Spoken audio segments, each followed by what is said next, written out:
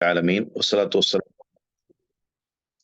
وعلى آله وصحبه أجمعين أما بعد رب اشرح لي صدري ويسر لي أمري واحلل عقدة من لساني يفقهوا قولي. ഏറെ ബഹുമാനമുള്ള പഠിതാക്കളെ, പരിശുദ്ധ റമദാനിലെ വളരെ വിലപിടിപ്പുള്ള സമയങ്ങളിലൂടെയാണ് നമ്മൾ കടന്നു പോകുന്നത്. റമദാനിനെ ഉപയോഗപ്പെടുത്തണേ എന്ന് ഓർമ്മപ്പെടുത്തുകയാണ്, സ്വന്തത്തെ മറക്കാതെ ഉപദേശിക്കുകയാണ്.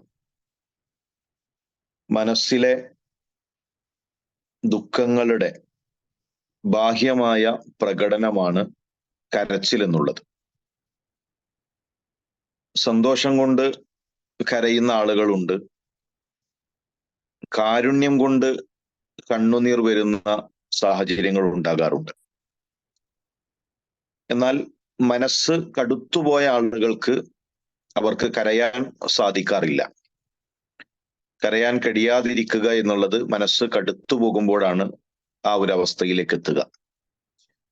ആ ഒരു കാഠിന്യത്തെ തൊട്ട് അള്ളാഹുവിനോട് കാവലിനെ ചോദിക്കേണ്ടവരാണ് നമ്മൾ. നമ്മുടെ മനസ്സ് അലിയണം, കണ്ണുകൾ കലങ്ങണം, കണ്ണുനീർ പൊടിയണം.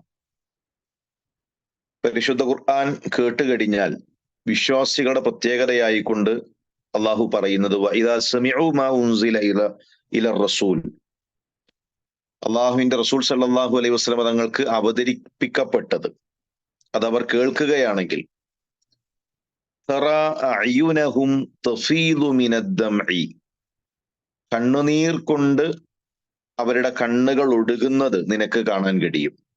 അവരുടെ കണ്ണുകൾ നിറഞ്ഞൊഴുകും. അപ്പോൾ കരയുക എന്നത് വിശ്വാസിയുടെ പ്രത്യേകതയാണ്. ഏതെല്ലാം സമയങ്ങളിലാണ് നമ്മുടെ കണ്ണുകൾ നനയേണ്ടത്, എപ്പോഴെല്ലാമാണ് നമ്മൾ കരയേണ്ടത് എന്നതാണ് ഓർമ്മപ്പെടുത്താനുള്ളത്. ഭൗതികമായി പല കാര്യങ്ങൾക്കും പലപ്പോഴും നമ്മൾ കരഞ്ഞിട്ടുണ്ടാകും. കുടുംബജീവിതത്തിലെ വലിയ പരീക്ഷണങ്ങളെ കണ്ടുമുട്ടിയപ്പോ, നമ്മൾ ഏറെ സ്നേഹിച്ചവരിൽ നിന്ന് അകൽച്ച നമുക്ക് അനുഭവപ്പെട്ടപ്പോ, മക്കൾ നമ്മൾ പ്രതീക്ഷിക്കാത്ത രൂപത്തിലേക്ക് മാറിയപ്പോ, അപ്പോഴൊക്കെ കണ്ണുകൾ കലങ്ങിയവരും കരഞ്ഞവരുമായിരിക്കും നമ്മൾ. ജീവിതത്തിൽ വലിയ രോഗങ്ങൾ കൊണ്ട് പരീക്ഷിക്കപ്പെട്ടപ്പോ, സാമ്പത്തിക പ്രയാസങ്ങൾ ഉണ്ടായപ്പോ, ഉമ്മയുടെ പ്രിയപ്പെട്ടവരുടെ മരണങ്ങൾക്ക് മുന്നിൽ ആ സമയത്തൊക്കെ കണ്ണ് നനച്ചവരായിരിക്കും ഒരുപക്ഷെ. എന്നാൽ അതൊന്നുമല്ല നമ്മുടെ യോഗ്യത. ആ കരച്ചിലുണ്ടാകണം. മകൻ ഇബ്രാഹിം മരണപ്പെടുന്ന സമയം പ്രവാചകൻ സല്ലല്ലാഹു അലൈഹി വസല്ലം തങ്ങളോട് സ്വഹാബി ചോദിക്കുന്നുണ്ട്, അള്ളാഹുവിന്റെ റസൂലെ, അങ്ങ് കരയുകയാണോ? റസൂലുള്ളാഹി സ്വല്ലല്ലാഹു അലൈഹി വസല്ലം തങ്ങളുടെ മറുപടി, ഇത് റഹ്മത്താണ്, റഹ്മത്താണ് ഈ കണ്ണുനീർ. ഇബ്രാഹിം, നിന്റെ വിയോഗത്തിൽ, നിന്റെ വേർപാടിൽ ഞങ്ങൾ ദുഃഖിക്കുന്നു. കണ്ണിനു കരയാം, ഹൃദയമേ നിനക്ക് ദുഃഖിക്കാം. പക്ഷെ അള്ളാഹുവിന് കോപമുള്ള ഒന്നും എന്റെ നാവിൽ നിന്ന് വരില്ല എന്ന് പറയുന്ന പ്രവാചകൻ സല്ലല്ലാഹു അലൈഹി വസല്ലം തങ്ങളെ കാണാൻ നമുക്ക് കഴിയും. ഭൗതികമായ കരച്ചിൽ നമുക്കാകാം, എന്നാൽ അതിനപ്പുറത്ത് വിശ്വാസിക്ക് ഒരു യോഗ്യത ഉണ്ടാകണം. അള്ളാഹുവിനെ ഓർത്തുകൊണ്ട് കരയുന്ന, പരലോകത്തെ ഓർത്തുകൊണ്ട് കരയുന്ന, അവന്റെ ആഖിറവുമായി ബന്ധപ്പെട്ടുകൊണ്ട് കണ്ണുനീർ പൊഴിക്കുന്നവരായിരിക്കണം അവർ. ഒന്നാമതായിക്കൊണ്ട് നമ്മൾ കരയേണ്ടത് ഇസ്തിശ്ആറുൽ ഖൗഫി മിനല്ലാഹി തആല, അള്ളാഹുവിനെ കുറിച്ചുള്ള പേടിയിലാണ്, അള്ളാഹുവിനെ കുറിച്ചുള്ള പ്രതീക്ഷയിലാണ്, അള്ളാഹുവിനെ കുറിച്ച് ഓർത്തുകൊണ്ടായിരിക്കണം. എത്രത്തോളം എനിക്കും നിങ്ങൾക്കും ഈ പരിശുദ്ധ റമദാനിൽ അള്ളാഹുവിനെ ഓർക്കാൻ, അള്ളാഹുവിനെ കുറിച്ച് ചിന്തിക്കാൻ, അങ്ങനെ നമ്മുടെ കണ്ണുകൾ നനക്കാൻ സാധിക്കുന്നു എന്നത് നമ്മൾ ആലോചിക്കണം. മഹാനായ ഹാത്തിമുൽ അസം, ഇസ്ലാമിക ചരിത്രത്തിൽ ഒരു വലിയ പണ്ഡിതനാണ്. ഹജ്ജിന് പോകാൻ വല്ലാത്ത ഒരു ആഗ്രഹം മനസ്സിലുണ്ടാകുന്നു. ഹജ്ജിന്റെ സമയം എത്തിയപ്പോ ആ സങ്കടം അത് കനത്ത് ഒരു പെരുമഴയായി മനസ്സിൽ പെയ്തിറങ്ങുകയാണ്. ചില മക്കൾ ഉപ്പയുടെ ദുഃഖം, ഉമ്മയുടെ ദുഃഖം മുഖത്തു നിന്ന് വായിച്ചെടുക്കും. ഹാത്തിമുൽ അസമിന്റെ പെൺകുട്ടി ഉപ്പയുടെ സങ്കടം തിരിച്ചറിഞ്ഞുകൊണ്ട് ഉപ്പയുടെ അരികിൽ വന്നുകൊണ്ട് ചോദിക്കുന്നുണ്ട്, ഉപ്പ, എന്താണ് ഉപ്പയുടെ ദുഃഖം, എന്താണ് ഉപ്പയുടെ പ്രയാസം? അദ്ദേഹം മറുപടി പറഞ്ഞു, മോളെ, ഹജ്ജിന് പോകാൻ ആഗ്രഹമുണ്ട്, പക്ഷേ യാത്രക്ക് ആവശ്യമായ സമ്പാദ്യങ്ങളില്ല. അല്ലാഹു യർസുഖുക്, ഉപ്പ, അള്ളാഹു നിങ്ങൾക്ക് റിസ്ക് നൽകും, നിങ്ങൾ യാത്ര പുറപ്പെടുക എന്ന് ആ പെൺകുട്ടി ഉപദേശം നൽകുന്നു. വീട്ടിലെ ഉമ്മയെ പറഞ്ഞ് സമാധാനിപ്പിക്കുന്നു. വീട്ടിലെ റിസ്ക് അല്ലാഹു യർസുഖനി, അള്ളാഹു ഞങ്ങൾക്ക് റിസ്ക് നൽകും എന്നും ആ പെൺകുട്ടി പറയുന്നു. അദ്ദേഹം യാത്ര പുറപ്പെട്ടു. യാത്രയിലെ അമീറിന് ചെറിയൊരു പ്രയാസം വന്ന് അദ്ദേഹത്തെ അമീറായി നിശ്ചയിക്കുന്നു. ആ യാത്രയിൽ ഉടനീളം അദ്ദേഹത്തിന്റെ റിസ്ക് ആ യാത്രാ സംഘം ഏറ്റെടുക്കുന്നു. വീട്ടിലെ സാഹചര്യങ്ങൾ മാറി മറിയുന്നു. പട്ടിണിയാണ്, പ്രയാസമാണ്. ആ സമയത്ത് സുൽത്താൻ ഹാറൂൺ റഷീദ് ആ വഴി സഞ്ചരിക്കുകയും ആ വീട്ടിൽ നിന്ന് ഭക്ഷണം കഴിക്കുകയും ചെയ്യുന്നു. ഈ ചെറിയ കുടിൽ, ഒരു ദരിദ്രന്റെ വീട്, അത് ഹാത്തിമുൽ അസമിന്റെ വീടാണെന്ന് അറിഞ്ഞപ്പോ ആ യാത്രയിൽ അദ്ദേഹം കയ്യിൽ കരുതിയ മുഴുവൻ സമ്പാദ്യവും അവിടെ നൽകുകയാണ്. തൻ്റെ കൂടെയുള്ളവരോട് അതുപോലെ ചെയ്യാൻ അദ്ദേഹം ആവശ്യപ്പെടുകയും ചെയ്യുന്നു. ഒരൊറ്റ രാത്രി കൊണ്ട് ആ നാട്ടിലെ ഏറ്റവും ദരിദ്രരായ കുടുംബം ഏറ്റവും വലിയ സമ്പന്നരായി മാറുന്നു. ഇന്നലെ വരെ ഏറ്റവും ദരിദ്രരാണവർ, ഏറ്റവും പട്ടിണി പാവങ്ങളാണവർ. ഇന്ന് ഏറ്റവും വലിയ ധനികരാണവർ. രാത്രി ആ പെൺകുട്ടി കരയുന്നത് കണ്ടപ്പോ ഉമ്മ ആ പെൺകുട്ടിയോട് ചോദിക്കുന്നുണ്ട്, മോളെ എന്തിനാണ് സങ്കടപ്പെടുന്നത്? ഇന്നലെ വരെ നമ്മൾ ഏറ്റവും വലിയ ദരിദ്രരല്ലേ, ഇന്ന് ഏറ്റവും വലിയ സമ്പന്നരല്ലേ, ഇന്ന് എന്തിനു കരയുന്നു എന്ന് ചോദിച്ചപ്പോ ആ പെൺകുട്ടിയുടെ മറുപടി, ഉമ്മ, അള്ളാഹുവിന്റെ അടിമകളിലെ കേവലം ഒരു അടിമ നമ്മളെ നോക്കിയപ്പോൾ നമ്മൾ ധനികരായി മാറി, ധന്യരായി മാറി. ഞാൻ കരയുന്നത് അള്ളാഹുവിന്റെ റഹ്മത്ത് നമുക്കുണ്ടെങ്കിൽ, അള്ളാഹുവിന്റെ കാരുണ്യത്തിന്റെ നോട്ടം നമുക്കുണ്ടെങ്കിൽ നമ്മൾ എത്രമാത്രം ധനികരാകുമായിരുന്നു, എത്രമാത്രം ധന്യരാകുമായിരുന്നു എന്നതാണ്. ഈ ഒരു ചിന്ത എപ്പോഴെങ്കിലും നമ്മുടെ മനസ്സിലേക്ക് വരുന്നുണ്ടോ? അള്ളാഹുവിനെ ഓർക്കാൻ, അള്ളാഹുവിന്റെ റഹ്മത്തിനെ ചോദിക്കാൻ, അള്ളാഹുവിനെ കുറിച്ച് ചിന്തിച്ചിരിക്കാൻ നമുക്ക് കഴിയാറുണ്ടോ? അള്ളാഹുവിനെ ഓർത്ത് ആ പരലോകത്തെ കുറിച്ച് ചിന്തിച്ച് കരഞ്ഞ ധാരാളം നമ്മുടെ മുൻഗാമികളെ നമുക്ക് കാണാൻ കഴിയും. മഹാനായ ഉമർ റളിയല്ലാഹു തആല അൻഹു, ജാ അറാബിയുൻ ഇലാ ഉമർ ഇബ്നുൽ ഖത്താബ്, ഉമർ റളിയല്ലാഹു തആലയുടെ അരികിലേക്ക് ഒരു അറാബി വരുന്നു. അറാബികൾ എന്ന് പറഞ്ഞാൽ വലിയ വിദ്യാസമ്പന്നരോ അക്ഷരജ്ഞാനമുള്ളവരോ ഒന്നുമല്ല, ഗ്രാമങ്ങളിൽ കഴിയുന്ന തനി ഗ്രാമീണരായ മനുഷ്യർ. പട്ടിണിയുണ്ടവർക്ക്, പ്രയാസങ്ങളുണ്ടവർക്ക്. അദ്ദേഹം വന്നുകൊണ്ട് പറയുന്നു, യാ ഉമർ അൽ ഖൈർ ജുസീതൽ ജന്ന ഉക്സു ബുനയ്യാതി വ ഉമ്മഹുന്ന. ഓ ഉമർ, അള്ളാഹു നിങ്ങൾക്ക് സ്വർഗം പകരം നൽകട്ടെ, അള്ളാഹു നിങ്ങൾക്ക് വലിയ ഖൈറുകൾ നൽകട്ടെ. എന്റെ കുടുംബം പട്ടിണിയിലാണ്, എന്റെ കുടുംബത്തിന് ഉടുക്കാൻ തുണിയില്ല, വസ്ത്രങ്ങളില്ല. എന്റെ പെൺമക്കൾക്ക് ഉമർ നിങ്ങൾ വസ്ത്രം നൽകണം. എന്റെ ഇണ, എന്റെ ഭാര്യ, അവൾക്ക് നല്ല വസ്ത്രങ്ങളില്ല, അവൾക്ക് നിങ്ങൾ വസ്ത്രം നൽകണം, അവരെ നിങ്ങൾ ഭക്ഷിപ്പിക്കണം. അക്സിം ബില്ലാഹ് ലതഫ്അലന്ന, അള്ളാഹു തന്നെയാണ് സത്യം, ഉമർ നിങ്ങൾ അങ്ങനെ ചെയ്യുക തന്നെ വേണം, നിങ്ങളിൽ നിന്ന് അങ്ങനെ ഒരു അവകാശം ഞങ്ങൾക്ക് ലഭിക്കണം. മഹാനായ ഉമർ റളിയല്ലാഹു തആല അൻഹു ആ മനുഷ്യനോട് ചോദിക്കുന്നു, വഇല്ലം അഫ്അൽ യകൂനു മാദാ, ഞാൻ അപ്രകാരം ചെയ്തില്ല, ഞാൻ നിങ്ങൾക്ക് ഭക്ഷണം നൽകിയില്ല, ഞാൻ നിങ്ങൾക്ക് വസ്ത്രം നൽകിയില്ല എങ്കിൽ എന്തായിരിക്കും നിങ്ങളുടെ പ്രതികരണം? നിങ്ങൾ എന്തു ചെയ്യും? ആ മനുഷ്യന്റെ മറുപടി, ഇദൻ അബാ ഹഫ്സിൻ ലഅദ്ഹബന്ന. ഓ അബൂ ഹഫ്സ്, ഉമർ റളിയല്ലാഹു തആലയുടെ വിളിപ്പേരാണ് അബൂ ഹഫ്സ്. ഓ അബൂ ഹഫ്സ്, ഞാൻ തിരിച്ചു പോകും. മൽപ്പിടുത്തത്തിന് ഞാൻ ആളല്ല, ശബ്ദമുയർത്തി സംസാരിക്കാനും എനിക്ക് കഴിയില്ല. നിങ്ങൾ ഖലീഫയാണ്, ഞാനൊരു അറാബിയാണ്. എനിക്ക് നിങ്ങളുടെ കൈകളിൽ നിന്ന് അവകാശം പിടിച്ചു വാങ്ങാനുള്ള കരുത്തോ ശക്തിയോ ഒന്നുമില്ല, ഞാൻ തിരിച്ചു പോകും. ഉമർ റളിയല്ലാഹു തആല മനുഷ്യനോട് ചോദിക്കുന്നു, ഫഇദാ ദഹബ്ത യകൂനു മാദാ, താങ്കൾ അങ്ങനെ പോയാൽ എന്ത് സംഭവിക്കും? നിങ്ങൾ എന്റെ അരികിൽ നിന്ന് തിരിച്ചുപോയി, എനിക്കെന്ത് സംഭവിക്കും? പ്രത്യേകിച്ച് എന്താണ് അതിലൊരു പുതുമ? ആ മനുഷ്യന്റെ മറുപടി, യകൂനു അൻ ഹാലി ലതസ്അലന്ന. ഉമർ, എന്റെ അവസ്ഥയെപ്പറ്റി നിങ്ങളോട് ചോദിക്കപ്പെടുക തന്നെ ചെയ്യും. ഞാൻ അങ്ങനെ പോകുന്നതോടുകൂടെ അവസാനിക്കുന്നില്ലല്ലോ ഉമർ, എന്റെ അവസ്ഥയെപ്പറ്റി ചോദിക്കുന്ന ഒരു ദിവസം അത് വരിക തന്നെ ചെയ്യും. വൽവാഖിഫുൽ മസ്ഊലു ബൈനഹുന്ന ഇമ്മാ ഇലാ നാരിൻ വ ഇമ്മാ ഇലാ ജന്ന.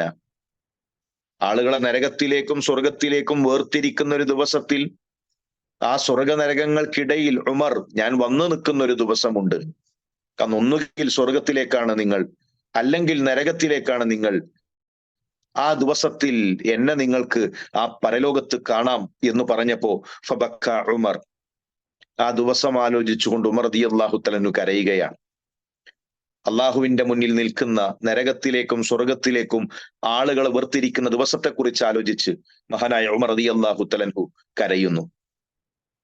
എന്നിട്ട് അദ്ദേഹം ആ കരച്ചിൽ എത്രത്തോളം, ഹത്ത അഖ്ലല ലിഹ്യ, താടികൾ നനഞ്ഞു കുതിർത്തു. സുമ്മഖാൽ, എന്നിട്ട് അദ്ദേഹം പറയുന്നു, യാ ഗുലാം, അവിടെയുള്ള ഒരു വൃത്യനെ വിളിച്ചുകൊണ്ട് പറയുന്നു, ഓ മനുഷ്യ, അഅതി ഖമീസി ഹാദാ ലിദാലിക അൽയൗം, അദ്ദേഹത്തിന്റെ ഖമീസൂരി ആ മനുഷ്യന് നൽകിയിട്ട് പറയുന്നു, ഈ ഖമീസ് അദ്ദേഹത്തിന് നൽകുക ആ ദിവസത്തിന് വേണ്ടിയാണത്. ലാ ലിശ്ഇരി, ആ മനുഷ്യന്റെ കവിത കേട്ടുകൊണ്ടല്ല ഞാൻ ഇത് നൽകുന്നത്, കവിതക്കല്ല, മറിച്ച് അങ്ങനെ ഒരു ദിവസമുണ്ട്, ആ ദിവസത്തിനാണ് നൽകുന്നത്. അമാ വല്ലാഹ്, അള്ളാഹു തന്നെയാണ് സത്യം, മാ അംലികു ഗൈറ, ഈ വസ്ത്രമല്ലാത്ത ഒന്നും ഉമർ ഉടമപ്പെടുത്തിയിട്ടില്ല. ആ മനുഷ്യന് നൽകാനായി ഉമറിന്റെ കൈകളിൽ ഈ ഖമീസ് അല്ലാത്ത മറ്റൊന്നും ഞാൻ ഉടമപ്പെടുത്തിയിട്ടില്ല. ആ ഒരു ദിവസത്തിന് വേണ്ടി ഞാനിതാ എന്റെ ഈ വസ്ത്രങ്ങൾ നൽകുന്നു എന്ന് പറഞ്ഞ് കരയുന്ന ഉമർ റളിയല്ലാഹു തആല അൻഹുവിനെ നമുക്ക് ചരിത്രത്തിൽ കാണുവാൻ സാധിക്കും. പ്രിയമുള്ളവരെ, ഈ ഒരു തഖ്വയാണ് നമുക്ക് വേണ്ടത്. ആ ഒരു ദിവസത്തെ കുറിച്ച് ആലോചിക്കാൻ, അള്ളാഹുവിനെ കണ്ടുമുട്ടുന്ന നാളുകളെ കുറിച്ച് ആലോചിക്കാൻ, അങ്ങനെ ആലോചിക്കാനുള്ള സമയങ്ങളാണ് ഈ റമദാനിൽ ഏറ്റവും അധികം നമ്മൾ നേടിയെടുക്കേണ്ടത്. മഹാനായ ഉമർ ബിൻ അബ്ദുൽ അസീസ് എത്ര തഖ്വയിൽ കഴിഞ്ഞ മനുഷ്യനാണ് അദ്ദേഹം. ബൈത്തുൽ മാലിലേക്ക് ഭാര്യ ഫാത്തിമയുടെ സമ്പാദ്യങ്ങൾ കെട്ടിവെക്കുകയാണ്. ഖലീഫയുടെ മകളാണ് ഫാത്തിമ, ഖലീഫയുടെ സഹോദരിയാണ് ഫാത്തിമ. ഖലീഫമാരുടെ കുടുംബത്തിൽ പിറന്ന കുലീന കുടുംബത്തിൽ ജനിച്ച രാജ്ഞിയാണ് ഫാത്തിമ. ഭക്ഷണത്തിന് ബൈത്തുൽ മാലിൽ നിന്നാണ് ഉമർ ബിൻ അബ്ദുൽ അസീസിന് റേഷൻ ലഭിച്ചിരുന്നത്. ആ ഭക്ഷണത്തിന് കിട്ടുന്ന വകയിൽ നിന്ന് ഒരു ചെറിയ വിഹിതം മഹദി ഫാത്തിമ അവർ മാറ്റിവെച്ചു. എന്തിനാണ് ആ മാറ്റിവെക്കുന്നതെന്ന് അറിയുമോ? മക്കൾക്ക് നല്ല വസ്ത്രങ്ങളില്ല. ഇസ്ലാമിക രാജ്യത്തിലെ ഭരണാധികാരിയുടെ, ഖലീഫമാരുടെ കുടുംബത്തിൽ ജനിച്ച ഖലീഫയുടെ മകളുടെ, ഖലീഫയുടെ പെങ്ങളുടെ, ഖലീഫയുടെ ഭാര്യയുടെ മക്കൾക്കുടുക്കാൻ നല്ല വസ്ത്രങ്ങളില്ല. ആ വസ്ത്രം വാങ്ങാൻ ഫാത്തിമ കണ്ട മാർഗം, ഭക്ഷണത്തിന് കിട്ടുന്ന റേഷനുണ്ട്, അതിൽ കുറച്ച് വിഹിതം മാറ്റിവെക്കുക, പട്ടിണി സഹിക്കുക, വിശപ്പ് സഹിക്കുക, എന്നിട്ട് ചെറിയ വിഹിതങ്ങൾ മാറ്റിവെച്ച് ആ വിഹിതം കൊണ്ട് മക്കൾക്ക് നല്ലൊരു ഉടുപ്പ് വാങ്ങണം. അങ്ങനെ ഒരു വസ്ത്രം വാങ്ങി. മഹാനായ ഉമർ ബിൻ അബ്ദുൽ അസീസ് വീട്ടിലെത്തിയപ്പോഴാണ് മക്കൾക്കിതാ പുതിയ വസ്ത്രങ്ങൾ. ഫാത്തിമയോട് ചോദിക്കുന്നു, എവിടെ നിന്നാണ് ഈ വസ്ത്രം? അവര് മറുപടി നൽകി, ഇതാ ബൈത്തുൽ മാലിൽ നിന്ന് കിട്ടിയ പണത്തിൽ നിന്ന്, ഭക്ഷണത്തിന് കിട്ടിയ വിഹിതത്തിൽ നിന്ന് മാറ്റിവെച്ച് അങ്ങനെ വാങ്ങിയതാണ്. എങ്കിൽ ആ പണം, ആ വസ്ത്രം ബൈത്തുൽ മാലിലേക്ക് തിരിച്ചു കെട്ടണം. ബൈത്തുൽ മാലിൽ നിന്ന് നമുക്ക് അനുവദിച്ചത് ഭക്ഷണത്തിനാണ്. ബൈത്തുൽ മാലിൽ നിന്ന് നമുക്ക് അനുവദിച്ചത് വസ്ത്രത്തിനല്ലല്ലോ. അതുകൊണ്ട് ആ വസ്ത്രം ബൈത്തുൽ മാലിലേക്ക് തിരിച്ചു കെട്ടണം. ബൈത്തുൽ മാലിന്റെ ഉദ്യോഗസ്ഥന്മാരെ വിളിച്ചുകൊണ്ട് അവര് പറയുന്നു, മഹാനായ ഉമർ അബ്ദുൽ അസീസിന്റെ ആജ്ഞയാണ്, ഇനി ഉമറിന്റെ കുടുംബത്തിന് ബൈത്തുൽ മാലിൽ നിന്ന് ഇത്ര വലിയ ഒരു സംഖ്യ ഭക്ഷണത്തിന് ആവശ്യമില്ല. കാരണം ഭക്ഷണത്തിന് നൽകിയ വിഹിതത്തിൽ നിന്ന് മാറ്റിവെക്കാൻ ഒരു സംഖ്യയുണ്ടെങ്കിൽ ഇനി ഉമറിന്റെ കുടുംബത്തിന് അത്ര സംഖ്യ ആവശ്യമില്ല. ആ പണം കുറച്ചുകൊണ്ടാണ് നിങ്ങൾ നൽകേണ്ടത്. സുബ്ഹാനല്ലാഹ്, എത്ര സൂക്ഷ്മതയിലാണ് അവര് കടിഞ്ഞത്. സമ്പത്തിൽ ഒരു അനർഹമായി കൊണ്ടൊരു ചില്ലിക്കാശ് പോലും വരരുത് എന്ന അവരുടെ സൂക്ഷ്മതയുടെ ആഴം എത്രയാണ്, അവരുടെ തഖ്വയുടെ ആഴം എത്രയാണ്. മഹാനായ ഉമർ ബിൻ അബ്ദുൽ അസീസ് മരണപ്പെട്ടപ്പോ അന്ന് ജീവിച്ചിരുന്ന ഒരു മഹാപണ്ഡിതൻ ഫാത്തിമയെ കണ്ടുകൊണ്ട് ചോദിക്കുന്നുണ്ട്, വീട്ടുകാരിക്കാണല്ലോ വീട്ടുകാരന്റെ ഈമാനും തഖ്വയും അറിയുക. ജനങ്ങൾക്കിടയിലുള്ള ഉമറിനെ ഞങ്ങൾക്കറിയാം. ഉമർ വീട്ടിലെങ്ങനെയാണ്? എന്താണ് നിങ്ങൾക്ക് ഉമർ ബിൻ അബ്ദുൽ അസീസിനെ പറ്റി പറയാനുള്ളത്? അവരുടെ മറുപടി, ധാരാളം സുന്നത്തു നോമ്പുകൾ ഞാൻ അദ്ദേഹത്തിൽ കണ്ടിട്ടില്ല, ധാരാളം രാത്രി നമസ്കാരങ്ങളും ഞാൻ അദ്ദേഹത്തിൽ കണ്ടിട്ടില്ല. എന്നാൽ എനിക്കൊന്നറിയാം, അള്ളാഹുവിനെ ഏറ്റവും അധികം ഭയപ്പെടുന്ന ഒരു മനുഷ്യനുണ്ടെങ്കിൽ അതെന്റെ ഭർത്താവ് ഉമർ ബിൻ അബ്ദുൽ അസീസ് ആണ്. കാരണം രാത്രി വിരിപ്പിലേക്ക് എത്തിയാൽ അള്ളാഹുവിനെ കുറിച്ച് ആലോചിച്ചുകൊണ്ട് ഒരു കുരുവി പിടയുന്നത് പോലെ വിരിപ്പിൽ കിടന്നുകൊണ്ട് അദ്ദേഹം പിടയുമായിരുന്നു. റബ്ബിനെ കുറിച്ച് ആലോചിച്ച്, അള്ളാഹുവിനെ കണ്ടുമുട്ടുന്ന ദിവസത്തെ കുറിച്ച് ആലോചിച്ച്. ആ കരച്ചിൽ കാണുമ്പോൾ ഞങ്ങൾ പറയും, നാളത്തെ പ്രഭാതത്തിൽ മുസ്ലിമീങ്ങൾക്ക് ഖലീഫ ഉണ്ടാവുകയില്ല. നാളത്തെ പ്രഭാതം കേൾക്കുന്നത് ഒരുപക്ഷെ മുസ്ലിമീങ്ങളുടെ ഖലീഫയുടെ മരണവാർത്തയായിരിക്കും. അഥവാ ആ കരച്ചില് കാരണം അദ്ദേഹം മരണപ്പെട്ടു പോകുമോ എന്നുപോലും ഞങ്ങൾ പേടിക്കുമായിരുന്നു. ഈ ഒരു കരച്ചിലാണ് നമുക്കുണ്ടാകേണ്ടത്, ഈ ഒരു ചിന്തയാണ് നമുക്കുണ്ടാകേണ്ടത്. റമദാനിൽ ആൾക്കൂട്ടങ്ങളിൽ നിന്ന് മാറി, നമ്മളുടെ മറ്റു തിരക്കുകളിൽ നിന്ന് മാറി, നമ്മുടെ വ്യവഹാരങ്ങളിൽ നിന്ന് മാറി ഒരല്പസമയം ഒറ്റയ്ക്കിരിക്കാനും അള്ളാഹുവിനെ കുറിച്ച് ആലോചിക്കാനും നമുക്ക് സാധിക്കണം. 100 റക്അത്ത് നവാഫിലുകൾ, സുന്നത്തുകൾ അധികരിപ്പിക്കുന്നതിനേക്കാൾ മഹത്വമുണ്ട് അള്ളാഹുവിന്റെ മാർഗത്തിൽ ഒന്നൊറ്റക്കിരുന്നു കൊണ്ട് അവനെ കുറിച്ച് ഓർക്കാൻ, ആ കണ്ടുമുട്ടുന്ന നാളുകളെ കുറിച്ച് മനസ്സിലൊന്ന് ചിന്തിക്കാൻ. അതുപോലെ തന്നെ നമ്മുടെ മുൻഗാമികളുടെ കണ്ണ് നനച്ചത് ഖുർആനായിരുന്നു. ഖിറാഅത്തുൽ ഖുർആൻ വതദബ്ബുറു മആനി, ഖുർആനിന്റെ പാരായണം, ഖുർആനിന്റെ തദബ്ബുർ, അത് അവരുടെ കണ്ണുകൾ നനച്ചു. ഖുർആൻ കേവല പാരായണത്തിനല്ല അള്ളാഹു നൽകിയിട്ടുള്ളത്. ഖുർആൻ പാരായണത്തിന് പ്രതിഫലമുണ്ട്. ഒരു ഹർഫിന് 10 പ്രതിഫലം. അലിഫ് ലാം മീം എന്ന് പാരായണം ചെയ്താൽ 30 പ്രതിഫലം. ആ പ്രതിഫലം നമ്മുടെ സോഷ്യൽ മീഡിയയിൽ ചടഞ്ഞിരിക്കുന്നതിനില്ല, മറ്റേതെങ്കിലും പുസ്തകങ്ങളുടെ വായനക്കില്ല. അത് ഖുർആനിനു മാത്രമാണ്. എങ്കിൽ റമദാനിൽ ഖുർആനിലേക്ക് നമുക്ക് അടുക്കാൻ കഴിയണം. എന്നാൽ കേവല പാരായണത്തിനല്ല ഖുർആൻ. ഖുർആൻ തദബ്ബുറിന് വേണ്ടിയാണ്. ഖുർആൻ നമ്മുടെ ഹൃദയങ്ങളോട് സംവദിക്കാനാണ്. അഫല യതദബ്ബറൂനൽ ഖുർആൻ അം അലാ ഖുലൂബിൻ അഖ്ഫാലുഹ. നിങ്ങൾ ഖുർആനിനെ കുറിച്ച് ചിന്തിക്കുന്നില്ലേ? നിങ്ങളുടെ ഹൃദയങ്ങൾക്ക് നിങ്ങൾ പൂട്ടിട്ട് വെച്ചേക്കുകയാണോ? സലഫുകൾ ഖുർആൻ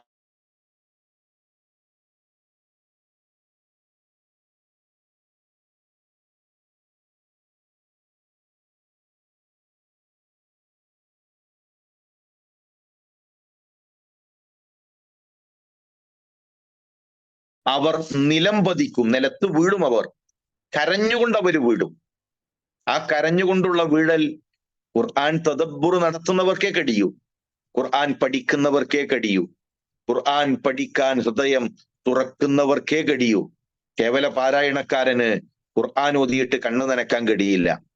ഖുർആൻ ക്ലാസ്സിൽ ഒന്ന് വന്നിരിക്കാൻ, അല്ലെങ്കിൽ ഖുർആൻ ക്ലാസ്സിൽ പഠിക്കാൻ ഒരു സമയം കണ്ടെത്താൻ കഴിയാത്തവർക്ക് അങ്ങനെ ഒരു ജീവിതമില്ല. ഖുർആൻ കേട്ട് കരയാനുള്ള ഒരു ഭാഗ്യം ഉണ്ടാവുകയില്ല. കാലാകാലം ഖുർആൻ ദൂരെ നിന്ന് കാണുന്ന ഒരു ഗ്രന്ഥമായി മാത്രമായിട്ടായിരിക്കും അവർക്ക് തോന്നുക. നമ്മുടെ മുൻഗാമികൾ അങ്ങനെയല്ല. അവർ ഖുർആൻ ഓതി ധാരാളമായി അവർ കരഞ്ഞു. മഹാനായ ഖതാദത്ത് ഇബ്നു നുഅ്മാൻ രാത്രി നമസ്കരിക്കുന്നു. ലാ യഖറഉ ഇല്ലാ ഖുൽ ഹുവല്ലാഹു അഹദ് യുറദ്ദിദുഹാ ലാ യസീദു അലൈഹാ. രാത്രി നിസ്കാരത്തിൽ ഓതിയത് ഒരായത്ത് മാത്രമാണ്, ഖുൽ ഹുവല്ലാഹു അഹദ്. ഈ ഒരൊറ്റ ആയത്ത് കരഞ്ഞുകൊണ്ട് ആവർത്തിച്ചുകൊണ്ടേയിരുന്നു. ലാ യസീദു അലൈഹ, അതിൽ ഒന്നും അദ്ദേഹം അധികരിപ്പിച്ചില്ല. എന്ന് പറഞ്ഞാൽ ഒരായത്തു തന്നെ രാത്രി മുഴുവൻ ഓതി നമസ്കരിക്കാൻ, രാത്രി മുഴുവൻ കരയിപ്പിക്കുവാൻ, കണ്ണുകൾ നനക്കുവാൻ മാത്രം ആ ഒരായത്തിൽ ആശയങ്ങളുണ്ട്, അർത്ഥതലങ്ങളുണ്ട്. അത് പഠിക്കുന്നവർക്കേ മനസ്സിലാകൂ. ഖുർആനിന്റെ ആയത്തുകളിലേക്ക് ഇറങ്ങിത്തിരിച്ച് അള്ളാഹുവിന്റെ കലാമിനെ കുറിച്ച് പഠിക്കുമ്പോഴാണ് അത് തിരിച്ചറിയാൻ കഴിയുക. മഹാനായ ഖാസിം അദ്ദേഹം പറയുന്നു, റഅയ്തു സഈദ് ഇബ്നു ജുബൈർ, സഈദ് ഇബ്നു ജുബൈറിനെ ഞാൻ കണ്ടു. ഖാമ ലൈല യുസല്ലി ഫഖറഅ, അദ്ദേഹം രാത്രി എഴുന്നേറ്റുകൊണ്ട് നമസ്കരിക്കുന്നു. അങ്ങനെ അദ്ദേഹം പാരായണം ചെയ്തു, വത്തഖൂ യൗമൻ തുർജഊന ഫീഹി ഇലല്ലാഹ് സുമ്മ തുവഫാ കുല്ലു നഫ്സിൻ മാ കസബത്. വത്തഖൂ, നിങ്ങൾ സൂക്ഷിക്കണേ, യൗമൻ, ഒരു ദിവസം, തുർജഊന ഫീഹി ഇലല്ലാഹ്, അള്ളാഹുവിലേക്ക് മടക്കപ്പെടുന്ന ഒരു ദിവസത്തെ സൂക്ഷിക്കണേ എന്ന ആയത്തെത്തിയപ്പോ അദ്ദേഹം 20 തവണ ആ ആയത്ത് പാരായണം ചെയ്തുകൊണ്ട് കരഞ്ഞു എന്ന് ചരിത്രത്തിൽ നമുക്ക് കാണുവാൻ സാധിക്കും. അപ്പൊ ഖുർആനിന്റെ തദബ്ബുർ നമ്മുടെ കണ്ണുകൾ നനക്കണം. പ്രതിഫലം ലഭിക്കുന്ന ഒരു ദിവസം, നാളെ പരലോകത്ത് സ്വർഗം ലഭിക്കുന്ന, നരകത്തിലേക്ക് ആളുകളെ കൂട്ടി പായിക്കുന്ന ആ ഒരു ദിവസം, ആ ഒരു ദിവസത്തെ കുറിച്ച് ആലോചിച്ചുകൊണ്ട് കരയാനും നമുക്ക് സാധിക്കേണ്ടതുണ്ട്. അതുപോലെ തന്നെ അള്ളാഹുവിന്റെ നിരീക്ഷണത്തെ കുറിച്ച് ആലോചിച്ചുകൊണ്ട് കണ്ണുകൾ നനക്കണം. അള്ളാഹ് കാണുന്നു, അള്ളാഹു അറിയുന്നു, അള്ളാഹു നിരീക്ഷിക്കുന്നു എന്നാലോചിച്ചുകൊണ്ട് കരയാൻ കഴിയണം. ഇത് അള്ളാഹ് കാണുന്നുണ്ട്, അള്ളാഹു അറിയുന്നുണ്ട്, ആ ഒരു ചിന്ത നമ്മുടെ കണ്ണുകൾ നനക്കണം. മഹാനായ ഇബ്നു ഉമർ, അദ്ദേഹം ഒരു യാത്ര ചെയ്യുകയാണ്. വലിയ ഒരു ആട്ടിൻ പറ്റവുമായി ഒരു ഇടയൻ നിൽക്കുന്നു. ഇബ്നു ഉമർ അദ്ദേഹത്തോട് ചോദിച്ചു, അറാഇൻ അൻത, താങ്കളാണോ ഈ ആടുകളുടെ ഇടയൻ? ഖാൽ, ആ മനുഷ്യന്റെ മറുപടി, നഅം, അതെ ഞാനാണ്. ഇബ്നു ഉമർ അദ്ദേഹത്തോട് പറയുന്നു, ബിഇനി ഷാതൻ മിനൽ ഗനം, എങ്കിൽ ഒരു ആടിനെ എനിക്ക് വിൽക്കുമോ? ഒരു ആടിനെ, അതിൽ നിന്നും താങ്കൾ എനിക്ക് കച്ചവടം ചെയ്യുമോ? ഖാൽ ഇന്നി മംലൂക്ക്, ആ മനുഷ്യന്റെ മറുപടി, ഞാൻ യജമാനനല്ലല്ലോ, കച്ചവടം ചെയ്യാൻ ഞാൻ മാലിക്കാകണം, ഞാൻ മംലൂക്കാണ്, ഉടമപ്പെടുത്തിയിട്ടില്ല, നോക്കാൻ ഏൽപ്പിച്ചൊരു മനുഷ്യനാണ്, ഞാൻ എങ്ങനെ കച്ചവടം ചെയ്യും?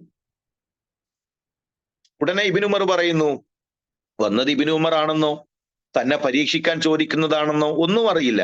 അദ്ദേഹം പറഞ്ഞു, ശരി, ഇതാ അതിൽ ഒരാടിനെ നിങ്ങൾ എനിക്ക് വിൽക്കുക. യജമാനൻ അറിയുന്നില്ല, അറിയാൻ പോകുന്നില്ല.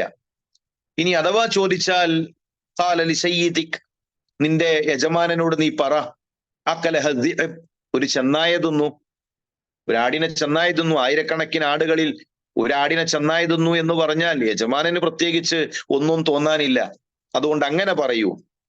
ആ മനുഷ്യന്റെ മറുപടി, ഫഅൈനല്ലാഹ അസ്സ വജൽ, ഓ മനുഷ്യ, ഫഅൈനല്ലാഹ്, അള്ളാഹു എവിടെ പോയടോ? അള്ളാഹു എവിടെ പോയി? ഞാൻ എന്റെ സയ്യിദിനോട് അത് പറയാം, അയാൾ അറിയണമെന്നില്ല, ഇനി അറിഞ്ഞാൽ തന്നെ ഞാൻ ഇത് പറഞ്ഞാൽ വിശ്വസിക്കും. ഫഅൈനല്ലാഹ്, അള്ളാഹു എവിടെ പോയി? ഖാല ഇബ്നു ഉമർ ഫഅൈനല്ലാഹ് സുമ്മ ബക, മഹാനായ ഇബ്നു ഉമർ റളിയല്ലാഹു തആല അൻഹു, അള്ളാഹു എവിടെ എന്ന് ചോദിച്ചുകൊണ്ട് അദ്ദേഹം കരഞ്ഞു. ആടുകളെ വാങ്ങി ആ മനുഷ്യനെ മോചിപ്പിച്ച് അയാളുടെ തഖ്വക്ക് സമ്മാനമായി കൊണ്ട് ഇബ്നു ഉമർ ആ ആടുകളെ നൽകി. പ്രിയമുള്ളവരെ, അള്ളാഹു കാണുന്നു എന്നൊരു ബോധം നമുക്കുണ്ടാകണം. റമളാനിന്റെ പകലുകളിൽ പോലും തെറ്റുകളിലേക്ക് പോകുന്നവർ, റമളാനിന്റെ പകലുകളിൽ പോലും തോന്നിവാസങ്ങൾ ചെയ്യുന്നവർ, ഇരുട്ടിന്റെ മറവിൽ, ഇരുട്ടത്ത് പുതപ്പിനുള്ളിൽ ഹറാമുകളിലേക്ക് പോകുന്നവർ, അറിയുക, ഇരുട്ടിനെ പടച്ചവൻ നമ്മളെ കാണുന്നു, ഇരുട്ടിനെ പടച്ചവൻ നമ്മളെ നിരീക്ഷിക്കുന്നു. ആ ഒരു ചിന്തയിൽ കണ്ണുകൾ നനക്കാൻ കഴിയണം. അനുഗ്രഹങ്ങളെ ഓർത്തുകൊണ്ട് കരയാൻ കഴിയണം. അള്ളാഹു നൽകിയ അനുഗ്രഹങ്ങളെ കുറിച്ച് ആലോചിക്കുക. ഇല്ലായ്മകളാണ് എപ്പോഴും മനസ്സിൽ, വല്ലായ്മകളാണ് എപ്പോഴും പറയാനുള്ളത്. അതില്ല, ഇതില്ല, ഇന്നതില്ല, ഇന്ന സൗകര്യമില്ല. ഭർത്താവിനോട് നൂറുകൂട്ടം പ്രശ്നങ്ങളുടെ വലിയ ഭാണ്ഡങ്ങളാണ് നമ്മൾ ഇറക്കി വെക്കാറുള്ളത്.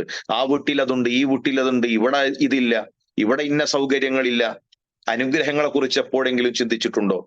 പരിശുദ്ധ റമളാനിൽ നമ്മൾ ഇതാ വളരെ അനുഗ്രഹീതരായി നമ്മൾ നോമ്പ് നോൽക്കുന്നു. നമ്മുടെ മക്കൾ, ഫലസ്തീനിലെ മക്കളോ, അവിടെ മരണപ്പെട്ടുകൊണ്ടേയിരിക്കുന്നു. ഭക്ഷണമില്ല അവർക്ക്, നിർജ്ജലീകരണമാണ്, മരുന്നുകളില്ല, കുരുന്നുകൾ മരണപ്പെട്ടു വീഴുന്നു. രക്തം ചുവന്നിരിക്കുന്ന കഫൻ പുടവയിൽ ഒരു മക്കളെയല്ല, ഒരു മകനെയല്ല, ഒരു മകളെയല്ല, 3ഉം 4ഉം നൊന്തുപറ്റ മക്കളെ ഒന്നിച്ചൊരു ഖബറിലേക്ക് ഇറക്കി വെക്കുന്ന ഉമ്മമാർ ഫിലസ്തീനിലുണ്ട്. പൊട്ടിത്തെറിച്ച ഫലസ്തീനി ബാലന്റെ, ഒരു പൈതലിന്റെ ശരീരം കയ്യിൽ പിടിച്ചുകൊണ്ട് ഒരു ഡോക്ടർ ചോദിക്കുന്ന വീഡിയോ നമ്മൾ കണ്ടു. മർതഖബത് ഹാദിഹി തിഫ്ലത്തു സഗീർ വമാ യഅരിഫുഹാ മഅനൽ ഹയാത്ത്, എന്ത് തെറ്റാണ് ഈ കുട്ടികൾ ചെയ്തിട്ടുള്ളത്? ജീവിതത്തിന്റെ അർത്ഥം പോലും ആ കുട്ടികൾക്ക് അറിയില്ലല്ലോ. ഫലസ്തീനിലെ ഒരു ബാലനോട് ചാനലുകാർ ചോദിക്കുന്നുണ്ട്, മോൻ ആരാണുള്ളത്? ഉമ്മയുണ്ട്. ഉമ്മ എവിടെ? വഹിയമാ, ഉമ്മ മരണപ്പെട്ടിട്ടുണ്ട്. മോന് പിന്നെ ആരുണ്ട്? ഉപ്പയുണ്ട്. ഉപ്പ എവിടെ? ഉപ്പയും മരണപ്പെട്ടിട്ടുണ്ട്. പിന്നെ ആരാണുള്ളത്? കൊച്ചനുജനുണ്ട്. അനുജൻ എവിടെ? അവനും ഷഹീദായി. പിന്നെ ആരുണ്ട്? ഒരു കൊച്ചു പെങ്ങളുണ്ട്. അവൾ എവിടെ? അവളും ഷഹീദായി. ഉപ്പയും ഉമ്മയും കൊച്ചനിയനും കൊച്ചു പെങ്ങളും മരണപ്പെട്ട് ആകാശത്തിനു ചുവട്ടിൽ സ്വന്തമായി ആരാരുമില്ലാതെ കഴിയുന്ന ഫലസ്തീനിലെ ബാലന്മാരുണ്ട്, കൊച്ചുമക്കളുണ്ട്. അവർക്ക് കളിപ്പാട്ടങ്ങളില്ല. നമ്മുടെ വീട്ടിൽ കളിപ്പാട്ടങ്ങളുമായി നമ്മുടെ മക്കൾ കളിക്കുമ്പോ തകർന്ന കൂരയിൽ ഉമ്മയുടെ മയ്യത്തിനരികിൽ ആ ചൂടുമാറും മുമ്പ് അതിനെ ചുംബിച്ച് കിടന്നുറങ്ങുന്ന ഫലസ്തീനി ബാലനെ നമുക്ക് ഓർക്കാൻ കഴിയണം. അനുഗ്രഹങ്ങൾക്ക്, ആ ലഭിച്ച അനുഗ്രഹങ്ങൾ ഓർത്ത് കരയാൻ, നന്ദി കാണിക്കാൻ കഴിയണം. മഹാനായ അബ്ദുറഹ്മാൻ ഇബ്നു ഔഫ് റളിയല്ലാഹു തആല അൻഹു ഉതിയ ബിതുആമിൻ വകാന സ്വായിമൻ, നോമ്പുകാരനാണ്. സമൃദ്ധമായ ഭക്ഷണം മുന്നിലേക്ക് കൊണ്ടുവരപ്പെട്ടു. ഫഖാൽ, അദ്ദേഹം പറഞ്ഞു, ഖുതില Musab bin Umair, Musab bin Umair അദ്ദേഹം അള്ളാഹുവിന്റെ മാർഗത്തിൽ രക്തസാക്ഷിയായി. വലിയ അനുഗ്രഹങ്ങൾ ലഭിച്ചപ്പോ, നല്ല ഭക്ഷണം മുന്നിലെത്തിയപ്പോ ഒന്നുമില്ലാത്ത നാളുകൾ ഓർക്കുകയാണ് അബ്ദുറഹ്മാൻ ഇബ്നു ഔഫ്. ഒന്നുമില്ലാത്ത ഒരു നാൾ അദ്ദേഹത്തിന് കഴിഞ്ഞു പോയിട്ടുണ്ട്, സ്വഹാബികൾക്ക് കഴിഞ്ഞു പോയിട്ടുണ്ട്. അത് മുസ്അബിന്റെ ദിവസങ്ങളാണ്. ഖുതില ഹംസ, ഹംസ റളിയല്ലാഹു തആല അൻഹുവിന്റെ ഇന്നലകളാണ്. ഉഹുദ് കഴിഞ്ഞ് ഹംസ റളിയല്ലാഹു തആല അൻഹുവിനെ, അബ്ദുല്ലാഹി ഇബ്നു ജഹ്ഷ് റളിയല്ലാഹു തആല അൻഹുവിനെ, മുസ്അബ് ബിൻ ഉമൈർ റളിയല്ലാഹു തആല അൻഹുവിനെ, മൂന്ന് പേരെയും ഒരു തുണിയിലാണ് മറവ് ചെയ്യുന്നത്. മൂന്ന് പേരെയും പുതക്കാൻ ഓരോ കഫൻ പുടവകളാണുള്ളത്. അതിൽ ഹംസ റളിയല്ലാഹു തആല അൻഹുവിന് 2 കഫൻ പുടവ കൊണ്ടുവന്നു.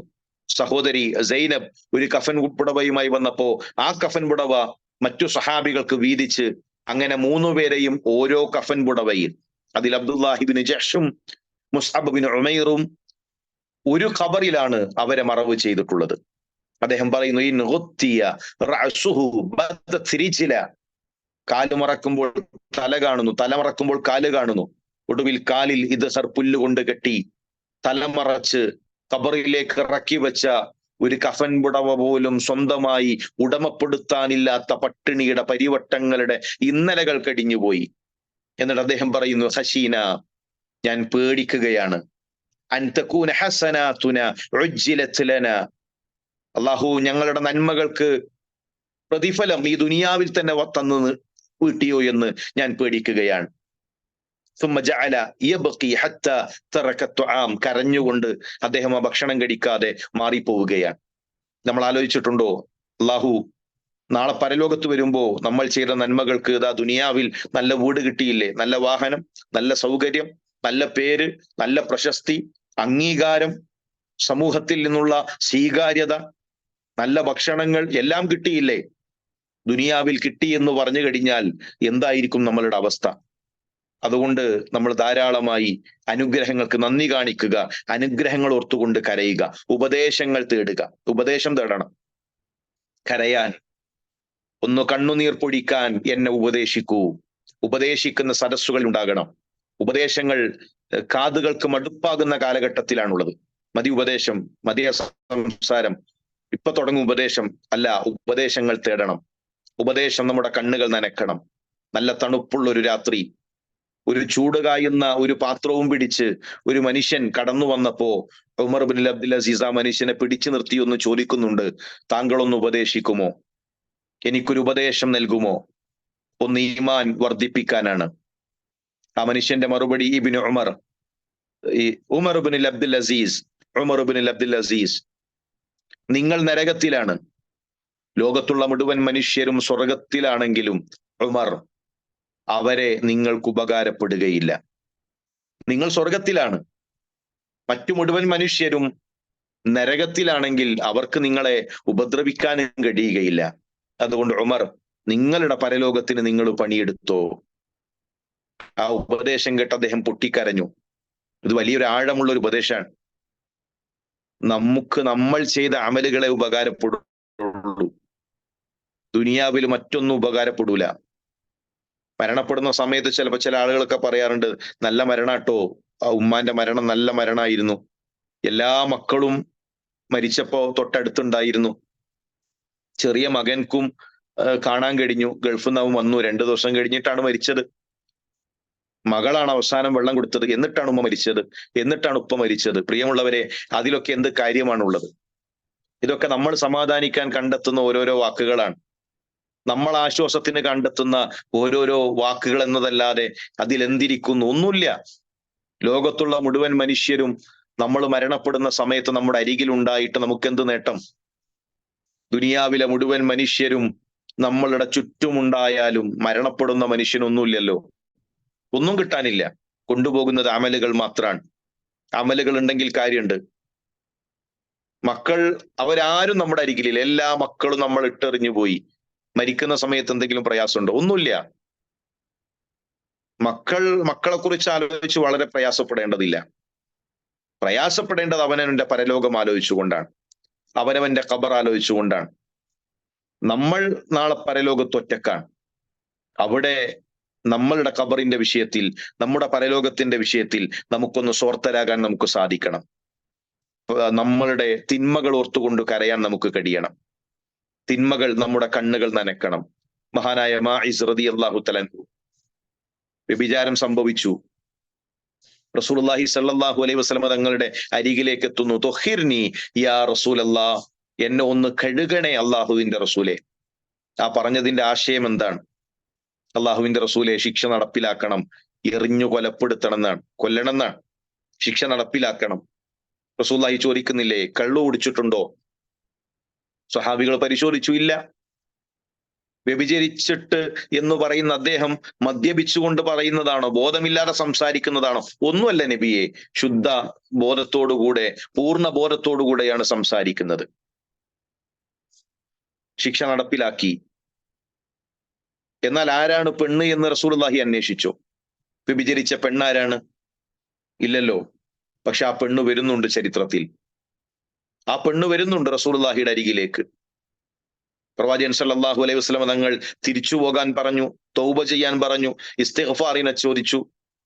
ആ പെണ്ണിന്റെ മറുപടി എന്താ? മായിസ് റളിയല്ലാഹു തആലയോടും പോകാൻ പറഞ്ഞപ്പോ കുറച്ചൊന്ന് പിറകോട്ടടിച്ച് തിരിച്ചു വന്നു. ആ സ്വഹാബ വനിതയുടെ ചോദ്യം, അള്ളാഹുവിന്റെ റസൂലെ, മായിസ് തിരിച്ചു നടന്നതുപോലെ ഞാൻ തിരിച്ചു നടക്കുമെന്ന് അങ്ങ് കരുതിയോ? മായിസിനെ പോലെ ഞാൻ തിരിച്ചു നടക്കും എന്നങ്ങ് കരുതിയോ? എത്ര കനമുള്ള വാക്കാണത്. ഞാൻ പിറകോട്ട് പോകുന്നു കരുതിയോ? നബിയെ, ഞാൻ ഗർഭിണിയാണ്, ശിക്ഷ നടപ്പിലാക്കണം. എങ്കിൽ പ്രസവം കഴിഞ്ഞിട്ട് വാ. പ്രസവം കഴിഞ്ഞു, ഉടനെ വന്നു. കുഞ്ഞ് സ്വന്തമായി ഭക്ഷണം കഴിക്കാൻ തുടങ്ങിയിട്ട് വാ. 2 വർഷം 2.5 വർഷം കഴിഞ്ഞിട്ടാണ് പിന്നീട് വരുന്നത്. നബി കൂടെ ഒരാളെ പറഞ്ഞയച്ചോ? വിചാരിണിയാണ്, ഓടിപ്പോകുന്നത് നോക്കണം, എപ്പോഴും കാവലിരിക്കണം. ഒന്നുമില്ലല്ലോ അവിടെ, ഒന്നുമില്ല. പറഞ്ഞയച്ചു. പിന്നീട് റസൂലുള്ളാഹിയുടെ അരികിലേക്ക് വരുമ്പോൾ ആ കുട്ടിയുടെ കയ്യിൽ ഒരു ഖുബ്സ് ഉണ്ട്. അള്ളാഹുവിന്റെ റസൂലെ, ഇതാ എന്റെ കുട്ടി സ്വന്തമായി ഭക്ഷണം കഴിക്കാൻ തുടങ്ങിയിട്ടുണ്ട്. എന്റെ കുട്ടി സ്വന്തമായി ഭക്ഷണം കഴിക്കാൻ തുടങ്ങി. ഇനി ശിക്ഷ നടപ്പിലാക്കണം. ഇനി എന്റെ ശിക്ഷ നടപ്പിലാക്കണം. ഒരു കുഞ്ഞിനെ കിട്ടിയാൽ ആ കുഞ്ഞിന്റെ ഓമനത്വമുള്ള കളിചിരികൾ കാണാൻ കൊതിക്കാത്ത ഏതുമ്മയാണുള്ളത്? അവന്റെ വളർച്ചയും അവൻ ആദ്യാക്ഷരങ്ങൾ കുറിക്കുന്നതും കാണാൻ ആഗ്രഹിക്കാത്ത ഏതുമ്മയാണുള്ളത്? പക്ഷേ ആ പൈതലിനെ അവസാനത്തെ ചുംബനം നൽകി മറ്റൊരു സ്ത്രീയുടെ കൈകളിൽ ഏൽപ്പിച്ച് ആ കുടിയിലേക്ക് ഇറങ്ങി നിന്ന് പുഞ്ചിരിച്ച് ശിക്ഷ ഏറ്റുവാങ്ങുന്ന ആ പെണ്ണുണ്ടല്ലോ, ആ പെണ്ണ്, അവരാണ് തൗബ. എന്തുകൊണ്ടാണ് വരാനുള്ള കാരണം? കാരണം ഒരു ദിവസം അള്ളാഹുവിന്റെ മുന്നിൽ നിൽക്കേണ്ടി വരുമെന്ന ബോധ്യം. ദുനിയാവിനേക്കാൾ അവർ പരലോകത്തിൽ വിശ്വസിച്ചു, ആഖിറത്തിൽ വിശ്വസിച്ചു. ദുനിയാവ് ചതിക്കുന്നവർക്ക് ഉറപ്പായിരുന്നു. ദുനിയാവ് ചതിക്കുന്ന ഉറപ്പായിരുന്നു. പരലോകം വല്ലാഖിറത്തു ഖൈറും വഅബ്ഖാ, അതാണ് ഖൈറ്, അതാണ് ബാക്കിയാകുന്നത് എന്നവർക്ക് ഉറപ്പായിരുന്നു. അതുകൊണ്ട് വന്ന തെറ്റാലോചിച്ചുകൊണ്ട് കരയാൻ, വന്നുപോയ തെറ്റുകൾ ആലോചിച്ചുകൊണ്ട് കണ്ണ് നനക്കുകയാണ്. ആ കണ്ണുനീരിന്റെ പേരാണ് തൗബ. ആ കണ്ണു നനക്കുന്നതിന്റെ പേരാണ് തൗബ. ആ കണ്ണു നനയലാണ് നമുക്ക് വേണ്ടത്. അട്ടഹസിക്കലല്ല, ഒരു ഉസ്താദ് ഉറക്കെ ചൊല്ലി ഏറ്റുചൊല്ലലല്ല, ഏതെങ്കിലും നാട്യങ്ങളല്ല, പ്രകടനങ്ങളല്ല. ഒറ്റക്കിരുന്നു കൊണ്ട് നമ്മളുടെ കണ്ണു നനക്കലാണ് പ്രിയമുള്ളവരെ തൗബ എന്നുള്ളത്. അതുകൊണ്ട് ഉപദേശങ്ങൾ തേടുക, പാപങ്ങൾ ഓർത്തുകൊണ്ട് കരയുക, വിജ്ഞാന സദസ്സുകളിൽ നമ്മൾ ഉണ്ടാകുക.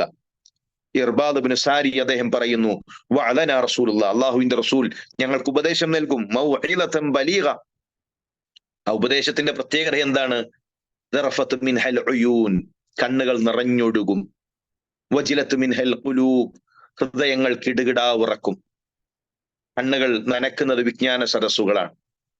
അത് മറ്റേത് ഭൗതിക സദസ്സുകൾക്കും അതിന് കഴിയില്ല. ഹൃദയങ്ങളെ തൊടാൻ, കണ്ണുകളെ നനക്കാൻ. അതുകൊണ്ട് റമദാനിൽ ഇത്തരം നന്മയുടെ സദസ്സുകളിൽ നമ്മൾ ഉണ്ടാകണം. അങ്ങനെ ഒറ്റക്കിരിക്കാനും കണ്ണുകൾ നനക്കാനും നമുക്ക് കഴിഞ്ഞാൽ ലാ യലിജുന്നാർ റജുലുൻ ബകാ മിൻ ഖശിയത്തില്ല ഹത്താ യഊദ ലബൻ ഫി ദ്ദർഅ. ഒരു അകിടിൽ നിന്ന് പാല് പുറത്തേക്ക് വന്നാൽ അത് തിരിച്ച് അതിലേക്ക് കയറുകയില്ല. അതുപോലെ നരകം ആ കരയുന്ന കണ്ണുകളെ, നനയുന്ന കണ്ണുകളെ സ്പർശിക്കുകയില്ല. നരകം സ്പർശിക്കില്ല എന്ന് പറഞ്ഞാൽ ആ മനുഷ്യൻ നരകത്ത് പോകൂല. അതുകൊണ്ട് അവസാനത്തെ 10 നമ്മൾ ഒറ്റക്കാകണം. പള്ളിയിലാണ്, ഇഅ്തികാഫിലാണ്, പക്ഷേ ആൾക്കൂട്ടങ്ങളിലല്ല. പള്ളിയിൽ ഇരുന്ന് ആൾക്കൂട്ടത്തിൽ കഥ പറഞ്ഞ് പഴയ കഥകൾ, അതുപോലെ തന്നെ ഒരുപാട് കഥകൾ, വിശേഷങ്ങൾ അത് പങ്കുവെക്കാനുള്ളതല്ല അവസാനത്തെ 10. ആൾക്കൂട്ടങ്ങളിലല്ല, നമ്മൾ ഒറ്റക്ക്. നമ്മുടെ ഖുർആൻ, നമ്മുടെ ഖബർ, നമ്മുടെ സിറാത്ത്, നമ്മുടെ പരലോകം, നമ്മളുടെ മഹ്ശർ, ആ ദിവസങ്ങളെ കുറിച്ച് ആലോചിക്കുക, കണ്ണ് നനക്കുക. നമ്മൾ ചിലപ്പോൾ ഇങ്ങനെ ഇരിക്കുമ്പോൾ ആരെങ്കിലൊക്കെ തട്ടിയിട്ട് എന്തെങ്കിലും ആലോചിച്ചിരിക്കുമ്പോൾ തമാശക്ക് ചോദിക്കുമല്ലോ, എവിടെ എത്തി? ഇപ്പൊ നമ്മൾ പറയുന്ന മറുപടി പലപ്പോഴും മകളെ +2 ആയി, കല്യാണത്തിനെ പറ്റി ഇങ്ങനെ ആലോചിക്കായിരുന്നു, മകന്റെ പഠനത്തിനെ പറ്റി ചിന്തിക്കായിരുന്നു. അങ്ങനെ പലപ്പോഴും നമ്മളുടെ വീട്, നമ്മളുടെ മക്കൾ, ആ ചിന്തകളിലായിരിക്കും നമ്മൾ ഉണ്ടാവുക. സ്വഹാബിയെ തട്ടിയിട്ട് ഒരാൾ ചോദിക്കാണ്, എവിടെ എത്തി? ആലോചിച്ച് എവിടെ എത്തി? അദ്ദേഹത്തിന്റെ മറുപടി സിറാത്തിലെത്തി എന്നാണ്. സിറാത്തിലെത്തി. എന്റെ മരണം കഴിഞ്ഞു, ഇരുട്ട് നിറക്കപ്പെട്ട ഖബർ കഴിഞ്ഞു, നുശൂർ, ഒരുമിച്ച് കൂട്ടുന്ന, ലോകത്തുള്ള മുഴുവൻ മനുഷ്യരും ഒരുമിച്ച് കൂടുന്ന മഹ്ശറിൽ ഞാൻ എത്തി. മഹ്ശറിൽ നരകത്തെ കൊണ്ടുവന്നു. മഹ്ശറിന്റെ 2 ഭാഗം നിറക്കപ്പെട്ട കത്തിയാളുന്ന കറുകറുത്ത നരകത്തിന്റെ മുന്നിൽ നിന്നു. മുവഹിദുകൾ പരീക്ഷിക്കപ്പെടുന്ന സിറാത്തിലാണ് ഞാനിപ്പോൾ. ആലോചിച്ച് സിറാത്തിലെത്തിയിട്ടുണ്ട്. നമ്മൾ നമ്മുടെ ഖബറുകളിലേക്ക് എത്തണം. നമ്മുടെ ബർസഖിൽ നമ്മളൊന്ന് തനിച്ചാകണം. നമ്മുടെ ഖബറുകളിൽ നമ്മുടെ അമലുകളെ കുറിച്ചൊന്ന് നമ്മൾ ചിന്തിക്കണം. വിചാരണക്ക് വരുന്ന ദിവസത്തെ പറ്റി, മലക്കുകൾ ചോദ്യം ചെയ്യുന്ന ദിവസങ്ങളെപ്പറ്റി, അതിനപ്പുറത്ത് വസ്ത്രം ധരിക്കാതെ ഉയർത്തെഴുന്നേൽപ്പിക്കപ്പെടുന്ന, നാളെ അള്ളാഹുവിന്റെ മുന്നിൽ ഒരുമിച്ച് കൂട്ടപ്പെടുന്ന ദിവസത്തെക്കുറിച്ച് നമ്മൾ ആലോചിക്കണം. അങ്ങനെ ആലോചിക്കാൻ, കണ്ണു നനക്കാൻ, ചിന്തിക്കാൻ നമുക്ക് കഴിയണം. അള്ളാഹു അതിനുള്ള തൗഫീക്ക് നൽകി അനുഗ്രഹിക്കട്ടെ. ഇഖ്ലാസ് അള്ളാഹു നമുക്ക് പ്രദാനം ചെയ്യട്ടെ. ഈമാനോടുകൂടെ മരണപ്പെടാനുള്ള തൗഫീക്ക് അള്ളാഹു നൽകി അനുഗ്രഹിക്കട്ടെ. ഈ റമദാനിനെ ഏറ്റവും നല്ല രൂപത്തിൽ ഉപയോഗപ്പെടുത്തുന്ന മഹാഭാഗ്യവാന്മാരിൽ അള്ളാഹു നമ്മളെ ഉൾപ്പെടുത്തി അനുഗ്രഹിക്കട്ടെ. പലരുടെയും മാതാപിതാക്കൾ മരണപ്പെട്ടിട്ടുണ്ട്. മഗ്ഫിറത്തും മർഹമത്തും നൽകി അനുഗ്രഹിക്കണമേ റഹ്മാനെ. മാതാപിതാക്കളിൽ പലരും ഞങ്ങളുടേത് രോഗികളാണ്. അള്ളാഹുവെ, അവർക്ക് ശമനം നൽകി, എളുപ്പം നൽകി അനുഗ്രഹിക്കണമേ. ഫിലസ്തീനിൽ പരീക്ഷിക്കപ്പെടുന്ന ഞങ്ങളുടെ സഹോദരന്മാർക്ക് അള്ളാഹുവെ നീ സഹായം നൽകണമേ. ശത്രുക്കളുടെ കുതന്ത്രങ്ങളെ തകർത്തെറിയണമേ റഹ്മാനെ. റബ്ബന യാ മുഖല്ലിബൽ ഖുലൂബ് സബ്ബിത് ഖുലൂബന അലാ ദീനിക് റബ്ബന ലാ തജ്അൽ ഫിത്നതന ഫീ ദീനിന റബ്ബന തഖബ്ബൽ മിന്നാ ഇന്നക അൻതസ് സമീഉൽ അലീം വതുബ് അലൈനാ ഇന്നക അൻതത് തവ്വാബുർ റഹീം. ആമീൻ ആമീൻ ബിറഹ്മതിക യാ അർഹമർ റഹീമീൻ. അസ്സലാമു അലൈക്കും വറഹ്മത്തുള്ളാഹി വബറകാതുഹു.